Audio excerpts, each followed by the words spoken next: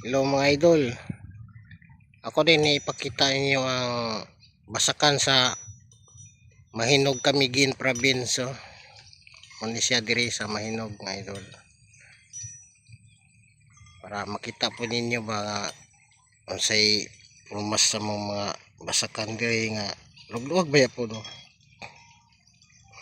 Para katong pa nakakita. Makakita gyud. Muni ang area sa Mahinog ikan sa San Roque sa Baybay. Muna mo irrigation area diri pod mi magi. Sada kayong kan sada kay mga views buyag na kaya ang panahon. Harbisono na ang uban na ni. Uban mga pa pag karaw nila na ni. Muna area po sa Biniliwan, San Jose, Hubangon tung dito. Bangon na siya diya. Nice kayo mga idol. Ako ning tuyo kaya ro makita inyo. Muna bukid sa